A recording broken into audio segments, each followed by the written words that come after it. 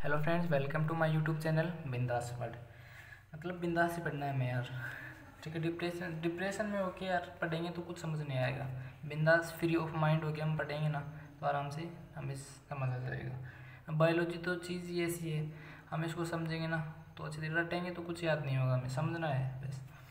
अब तो मैंने बताया था लास्ट मैंने कि मैं चैप्टर स्टार्ट किया था मैंने सेल स्ट्रक्चर एंड फंक्शंस। ठीक है, तो मैंने लास्ट वीडियो में आपको कोशिका के यानी कि नॉर्मल इंट्रोडक्शन दिया था, सेल की परिभाषा बताई थी और जो साइंटिस्ट उनके बारे में बताया था और सेल थ्योरी के बारे में बताया था और जो मोस्ट इम्पोर्टेंट क्वेश्चंस हैं उनके बारे में। आज मैं यानी कि आपको बताऊंगा सेल के बारे में, सेल के पार्ट बताऊंगा किस किस पार्ट के द्वारा बनी हुई और हर पार्ट का करेक्टर आपको मैं बताऊंगा। ठीक है फ्रेंड्स, ये जो 3 पार्ट हैं इनके बारे में मैं पढ़ाऊँगा, मैंने लास्ट वीडियो में बताई है। मैंने एक स्ट्रक्चर बनाई है सेल की, जो प्राणी सेल है उनकी, तो देख लो आप उसमें जो कौन कौन से कोशिकांग प्रेजेंट है मैं आपको शो करवा देता हूँ। ये है स्ट्रक्चर इसकी, इसमें ये स्ट्रक्चर है एक प्राणी सेल की। ठीक है फ्रेंड्स, ये जो प्राणी सेल है ना, प्राणी सेल ये है।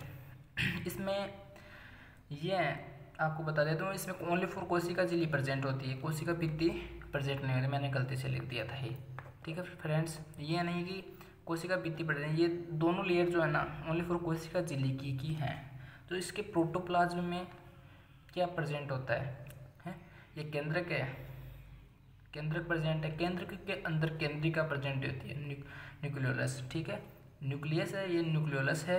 इसके अंदर केंद्रक के अंदर ही जेनेटिक मटेरियल प्रेजेंट होता है, जैसे कि डीएनए हो गया, आरएनए हो गया, न्यूक्लिक एसिड हो गया, क्रोमोसोम्स हैं जो हैं इसमें केंद्रक में ही प्रेजेंट होते हैं। ठीक है फ्रेंड्स, दूसरा गोल्जी कॉम्प्लेक्स हो गया, ये न्यूक्लियस के पास ही प्रेजेंट होता है गोल्जी कॉम्प्लेक्स से।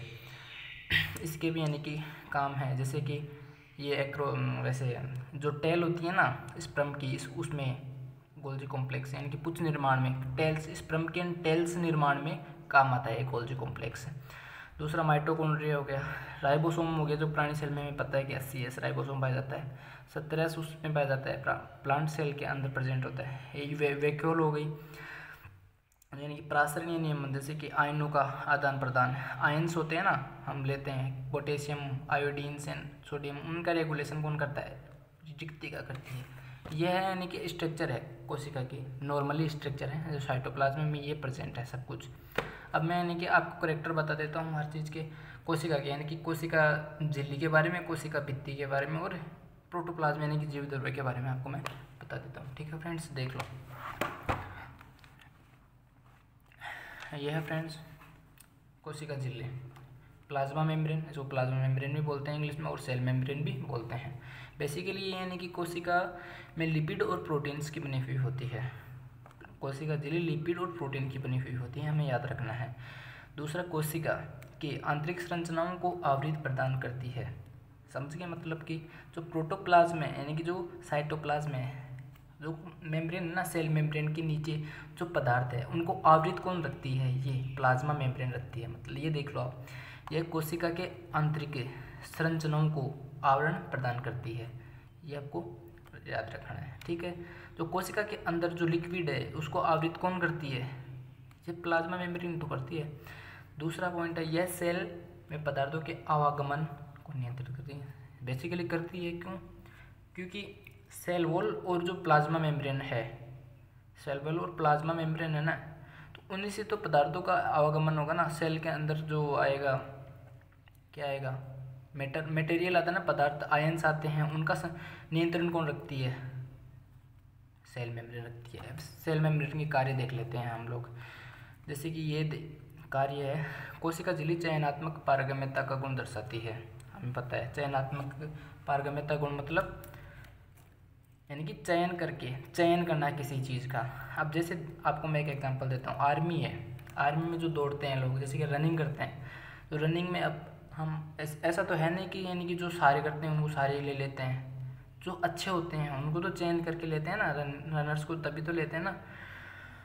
हाँ, तो वैसे ये प्लाज्मा मेम्ब्रेन है, ये चयन करती है आवश्यक पदार्थों को, यानी कि जो इम्पोर्टेंट सेल के लिए इम्पोर्टेंट मटेरियल होते हैं ना उनका चयन करती है ये, फिर कोशिका के अंदर भेजती है। इसे ही हम चयनात्मक पारगम्यता का गुण कहते हैं कोशिका के लिए।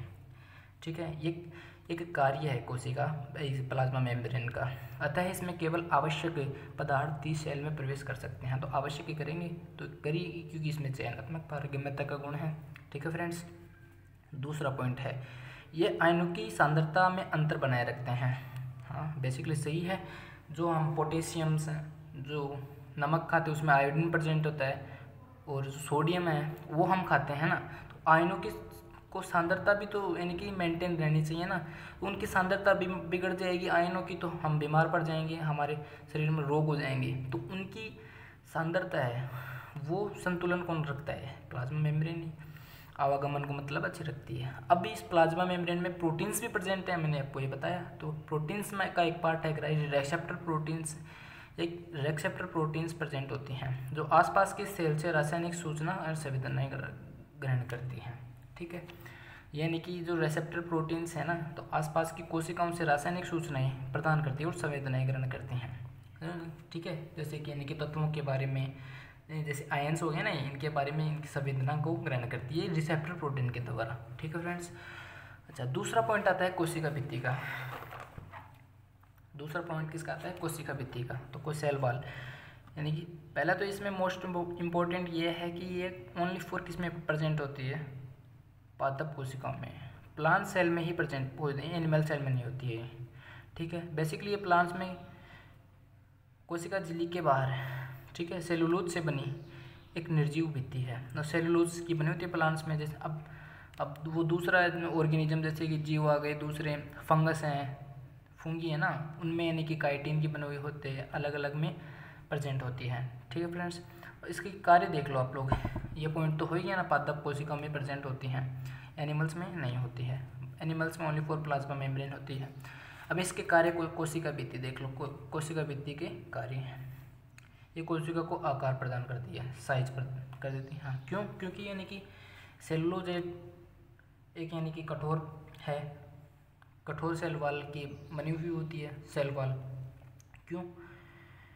ये यानी कि साइज है, कोई सेल है, सेल उसको यानी कि साइज, जैसे कि सेल वॉल है, जैसे कि ये आकृति में है, तो वो सेल भी उसी आकृति में हो जाएगी, उसी साइज का बन जाएगा वो सेल भी। तो क्या हुआ कि कोशिका भित्ति सेल के साइज को बनाए रखती है। जैसे कि गोल है सेल वॉल एकदम, तो साइज भी गोल बना रहेगा सेल का। ऐसे है, ऐसे गोलाकार नहीं है कोई सेल। ठीक है, तो वो कैसे बन के रहेगा बताओ? वो उसी तरीके से साइज बन के रह जाएगी, ऐसे है। जैसे दूसरा कार्य ये यांत्रिक शक्ति प्रदान करना। यांत्रिक शक्ति मतलब एनवायरनमेंट जो कारक होते हैं ना, बाहरी कारक होते हैं, उनसे बचाव रखती है कोशिका को, उसे यांत्रिक शक्ति करते हैं। पदार्थों का परिवहन एवं संचरण का नियंत्रण करती है। अभी मैंने बताया ये आपको सेल वॉल का फंक्शन है मेन। ठीक है फ्रेंड्स। नेक्स्ट पॉइंट है इसका ये जीव द्रव्य प्रोटोप्लाज्म।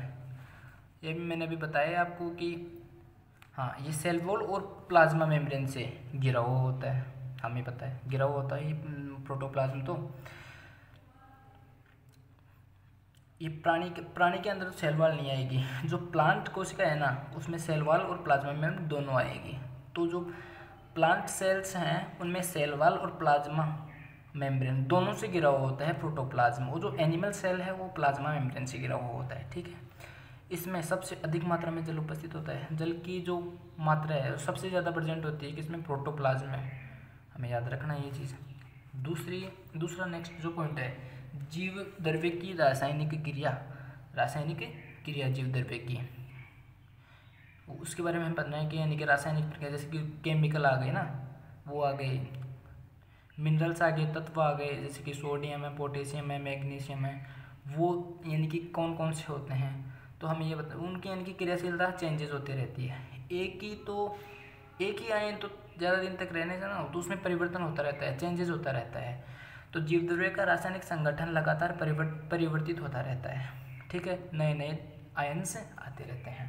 और इसके बारे में पढ़ाता हूँ आगे।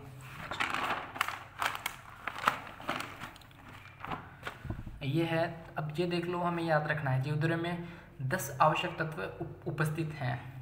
और भी काफ़ी हैं तत्व तो, लेकिन हमें आवश्यक रूप से मोस्ट इम्पोर्टेंट जो ये 10 तत्व हैं ना, इनके हमें नाम याद रखना है। ये जो 10 तत्व है ना, इनके हमें नाम याद रखना है।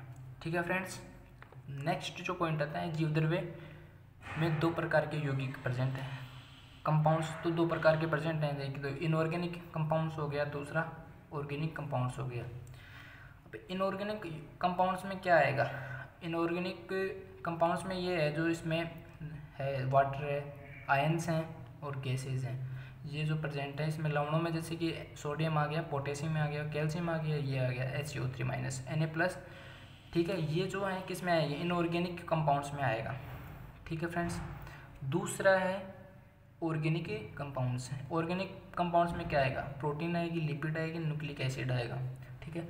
अब न्यूक्लिक एसिड कोशिका के ओनली फॉर एक तो न्यूक्लियस में प्रेजेंट होता है, ठीक है, और माइटोकॉन्ड्रिया के अंदर प्रेजेंट होता है न्यूक्लिक एसिड। जैसे कि ये DNA हो गया, RNA हो गया, तो ये कहाँ पे प्रेजेंट होंगी, ये जेनेटिक मटेरियल है, तो जेनेटिक मटेरियल कहाँ पे होता है, सेल में प्रेजेंट, केंद्रक में तो होता है, तो केंद्रक में होगा, इसलिए बता दो। ठीक है फ्रेंड्स।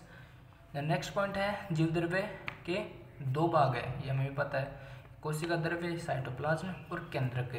अब कोशिका द्रव्य के अंदर हम नेक्स्ट क्लास में पढ़ेंगे, ये अभी तो नहीं है, मैं थोड़ा बहुत बता देता हूँ इसके बारे में। कोशिका द्रव्य जो साइटोप्लाज्म है, इसके अंदर जो कोशिकांग है जैसे कि माइटोकॉन्ड्रिया हो गया, अब प्लांट्स में जो हरित लवक है, क्लोरोप्लास्ट है वो हो गया, गोल्जी बॉडी हो गई, रिक्तिका होगी, उनके बारे में हम थोड़ा थोड़ा पढ़ेंगे। तो नेक्स्ट क्लास में मैं आपको बता दूंगा न्यूक्लियस के बारे में। ये 2 पार्ट्स हैं, न्यूक्लियस के बारे में बताऊँगा, कोशिका द्रव्य के अंदर जो कोशिकांग प्रेजेंट हैं जैसे माइटोकॉन्ड्रिया हो गया, रिक्तिका हो गई, और भी जैसे कि न्यूक्लियस हो गया, इनके बारे में मैं नेक्स्ट क्लास में बता दूँगा। ठीक है फ्रेंड्स। तो कैसा लगा आपको ये वीडियो, बता देना मेरे को कमेंट बॉक्स में, और जो कुछ समझ में नहीं आया आपको कमेंट बॉक्स में कमेंट करके पूछ लेना, और सपोर्ट कीजिए वीडियो को।